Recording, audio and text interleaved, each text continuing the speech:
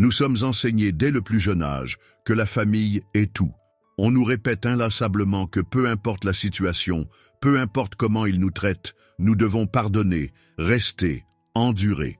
C'est ancré si profondément en nous que nous n'osons même pas remettre en question ces vérités. Mais avez-vous déjà considéré un instant que cette loyauté inconditionnelle puisse vous faire du mal? Que l'amour familial puisse être utilisé comme une arme contre vous? Et si, paradoxalement, les personnes les plus proches de vous étaient justement celles qui vous empêchaient de devenir qui vous êtes vraiment? Carl Jung, l'un des psychologues les plus influents de l'histoire, a parfaitement compris cette lutte silencieuse que tant d'entre nous vivons. Son génie ne s'est pas limité à explorer les profondeurs de l'esprit humain. Il a mis en lumière ces forces invisibles qui opèrent au sein des familles et qui nous maintiennent prisonniers. La culpabilité qui nous ronge, la honte qui nous paralyse, la manipulation émotionnelle subtile et ces blessures inconscientes qui se transmettent de génération en génération comme un héritage empoisonné. Attention, Jung ne nous dit pas de couper brutalement les ponts avec notre famille. Son message est plus profond. Il nous invite à voir clairement la réalité de nos relations. Et une fois que vous commencez à voir clairement, il devient impossible de fermer les yeux. Cette vidéo n'est pas un appel à la rébellion. Elle parle de quelque chose de bien plus fondamental, le respect de soi. Il s'agit d'apprendre à reconnaître les comportements inacceptables, même et surtout de la part de ceux que nous aimons le plus, et d'avoir le courage de dire « ce n'est pas de l'amour, ce n'est pas acceptable, plus maintenant ». La première chose qu'il ne faut jamais tolérer de personne, pas même de ta famille, c'est la manipulation émotionnelle. Laisse-moi te parler d'un phénomène toxique qui peut détruire ta vie sans même que tu t'en rendes compte.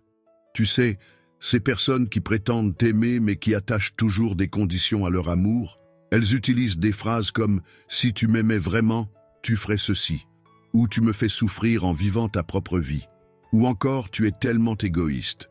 Au début, c'est subtil. Tu ne remarques que de petits signaux, une pointe de culpabilité par-ci, une réaction exagérée par-là, des règles non dites qui s'installent progressivement. Et puis, petit à petit, tu commences à te faire plus petit, à douter de toi-même, à taire tes propres besoins, juste pour maintenir une paix artificielle. Carl Jung avait un nom pour ça, la possession psychique. C'est quand les émotions non résolues d'une autre personne s'infiltrent dans ton esprit et commencent à diriger tes actions. Le plus troublant? Souvent, la personne qui te manipule n'en est même pas consciente. Elle peut sincèrement croire qu'elle agit pour ton bien. Mais en réalité, elle refuse simplement de faire face à sa propre souffrance et essaie de la gérer à travers toi. Sans t'en apercevoir, tu te retrouves à endosser des rôles qui ne devraient pas être les tiens. Le gardien émotionnel, le thérapeute personnel, le bouc émissaire ou même le sauveur. Mais réfléchis un instant. Est-ce vraiment ta responsabilité? Tu n'es pas venu au monde pour porter le poids émotionnel d'un autre adulte, même s'il fait partie de ta famille.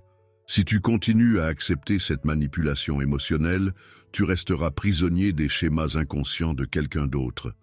Tu ne pourras jamais écrire ta propre histoire, vivre ta propre vie. La première étape pour s'en sortir, c'est de reconnaître cette dynamique toxique.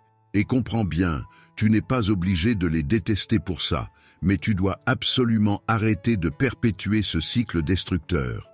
La reconnaissance de ces comportements est ton premier pas vers la liberté émotionnelle. N'oublie pas, tu mérites de vivre ta vie selon tes propres termes, pas ceux dictés par la culpabilité ou la manipulation des autres. Deuxième chose qu'il ne faut jamais tolérer de personne, pas même de ta famille, c'est la suppression de votre vrai toi. Tu sais ce qui fait vraiment mal? Quand tu entends des phrases comme « ne parle pas comme ça » ou « pourquoi dois-tu toujours être si différent » ou encore « tu nous fais honte ». Et le plus douloureux, c'est que ces mots ne viennent pas d'étrangers, mais des personnes même qui t'ont élevé. Ce n'est pas toujours dans les cris qu'on te blesse le plus. Parfois, c'est dans cette façon subtile qu'ils ont de te faire honte, de tenter de te modeler selon leur vision, effaçant peu à peu qui tu es vraiment. Carl Jung avait une vision très claire là-dessus. Il parlait d'un processus qu'il appelait l'individuation, ce chemin unique que chaque être humain doit parcourir pour devenir entier, authentique, vraiment lui-même. Mais ce chemin, il est souvent obstrué par toutes ces attentes collectives, la culture, la religion, les traditions et oui, même la famille. Même, comme Jung le disait si bien, le privilège d'une vie est de devenir qui vous êtes vraiment. Mais que faire quand ta propre famille voit ton véritable moi comme une menace? Peut-être que tu penses différemment, que tu t'habilles à ta façon, que tu as choisi une carrière qui sort des sentiers battus, ou tout simplement que ton âme résonne sur une fréquence différente. Ils essaient de te façonner pour que tu rentres dans leur zone de confort, parce que ta liberté d'être toi-même leur renvoie à leur propre peur en plein visage. Mais voici une vérité que tu dois entendre. Tu n'es pas sur cette terre pour être le miroir rassurant de quelqu'un d'autre. Tu n'es pas là pour vivre une vie écrite par quelqu'un d'autre. Tu es là pour être entier, pour être toi-même dans toute ton authenticité.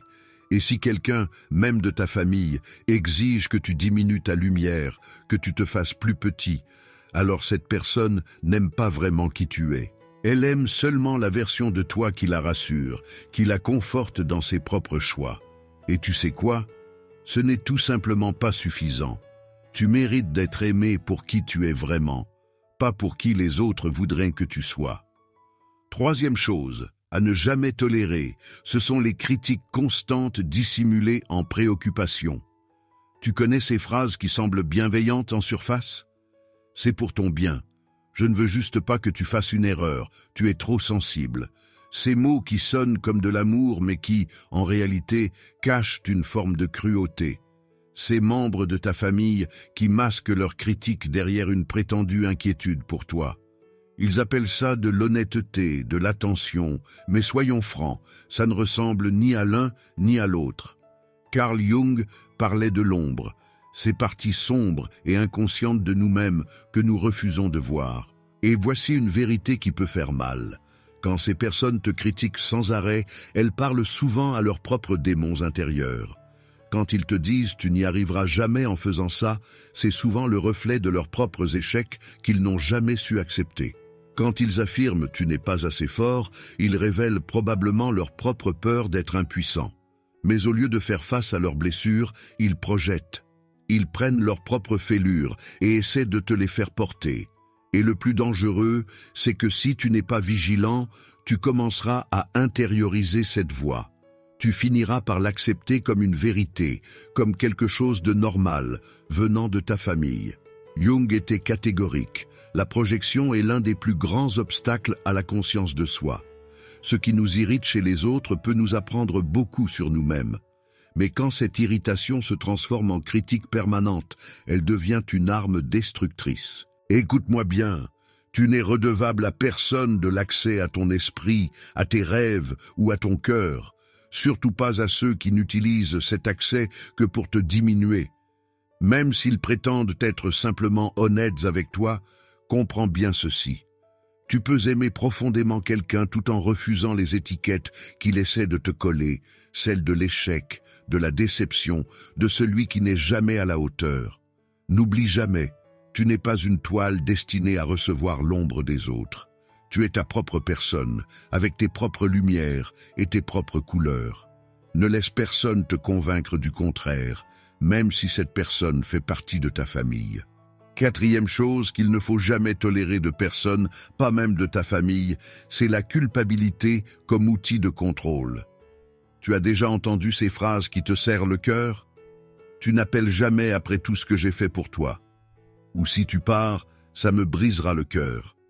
Laisse-moi te dire une chose, ce n'est pas de l'amour que tu entends là. C'est de la culpabilité habilement déguisée en affection. Ce n'est pas de la connexion émotionnelle qu'on te propose, c'est du contrôle pur et simple. Carl Jung avait parfaitement saisi la puissance dévastatrice de la culpabilité, particulièrement quand elle vient des personnes envers qui nous ressentons une dette de vie. Nos parents, nos frères et sœurs, nos aînés. Dire non nous semble être une trahison. Créer de la distance nous donne l'impression d'abandonner ceux qu'on aime. Mais il faut que tu comprennes quelque chose d'essentiel. La culpabilité n'est ni de la moralité, ni de l'amour. Quand quelqu'un utilise la culpabilité pour manipuler tes choix, il te demande en réalité de t'effacer pour le réconforter, lui. Et le prix à payer est énorme, crois-moi. Tu perds petit à petit ton sens de l'orientation. Tu commences à hésiter avant chaque décision. Au lieu de te demander « est-ce que c'est bon pour moi ?», tu te retrouves à penser « est-ce que cela va les contrarier ?» Et avant même que tu t'en rendes compte, tu te retrouves à vivre la vie de quelqu'un d'autre, comme un fantôme de tes propres désirs. Mais je veux que tu saches quelque chose d'important. Briser ce schéma ne fait pas de toi une personne ingrate. Au contraire, ça fait de toi quelqu'un qui s'éveille à sa propre vérité.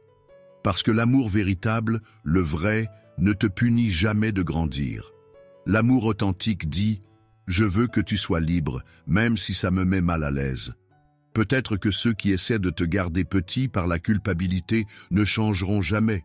Mais toi, tu peux changer, tu as ce pouvoir. Tu as le droit de choisir ta propre voie, même si ça ne correspond pas à leurs attentes. Car au final, c'est ta vie qui est en jeu, pas la leur. Enfin, 5e chose qu'il ne faut jamais tolérer de personne, pas même de ta famille, c'est l'abus verbal et émotionnel normalisé en c'est juste comme ça qu'ils sont. Ces phrases, tu les as sûrement entendues 1000 fois. Ils ne le pensaient pas vraiment. C'est juste leur façon de parler, c'est leur personnalité, c'est ça qu'ils sont. Combien de fois te les ai-tu répétés pour justifier des comportements blessants? Carl Jung avait compris quelque chose de fondamental. Ce que nous normalisons pendant notre enfance, nous le portons comme un fardeau à l'âge adulte. Et parce que c'est familier, on finit par confondre ça avec de l'amour. Mais il faut que tu entendes cette vérité. Être constamment insulté, réprimandé, ignoré ou rejeté, ce n'est pas de l'amour, c'est de l'abus. Même sans violence physique, même quand ce ne sont que des mots. Quand quelqu'un franchit régulièrement tes limites émotionnelles, te fait honte, te manipule par le gaslighting, se moque de ta souffrance et s'attend ensuite à être pardonné sans jamais changer, ce n'est pas de l'amour qu'il t'offre, c'est du contrôle qu'il exerce. Jung parlait souvent de l'enfant intérieur blessé, cette partie de nous qui continue désespérément à chercher l'amour aux endroits mêmes où nous avons d'abord été blessés. C'est pour ça que tant d'entre nous retournent vers des relations toxiques, non pas par faiblesse, mais parce que nous n'avons jamais appris à reconnaître ce qu'est la vraie sécurité émotionnelle. Et voici le plus effrayant. Plus tu restes dans ces dynamiques toxiques, plus tu risques de croire que tu les mérites, que c'est ça, l'amour normal. Mais Jung te dirait exactement le contraire. Il te dirait que l'acte le plus courageux n'est pas d'endurer plus de souffrance, mais de briser le cycle.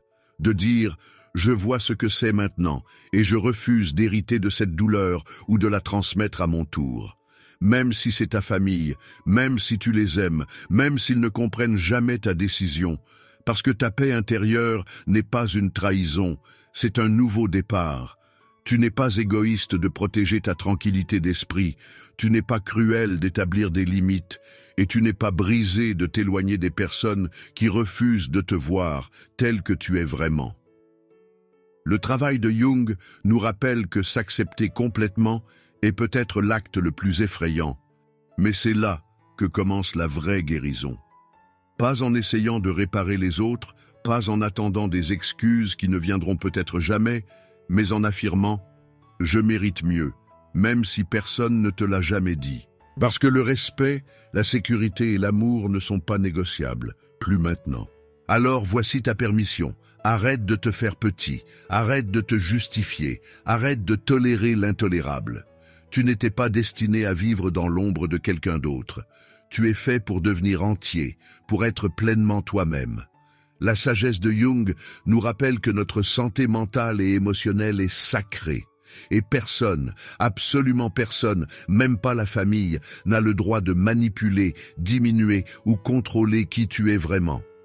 Si ce message vous a touché aujourd'hui, si vous vous êtes reconnu dans ces mots, je vous invite à prendre un moment pour aimer cette vidéo. Plus important encore, partagez-la avec quelqu'un qui, selon vous, a besoin d'entendre cette vérité. C'est parfois dans les moments où l'on se sent le plus seul face à ces situations familiales complexes qu'un simple message peut faire toute la différence.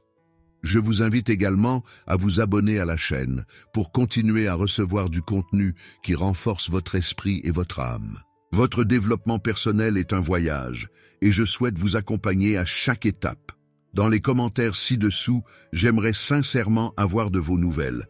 Partagez avec nous votre expérience personnelle en matière de fixation de limites dans vos relations familiales ou avec vos proches. Votre témoignage pourrait aider d'autres personnes qui traversent des situations similaires. Merci d'avoir regardé et je vous verrai dans la prochaine vidéo.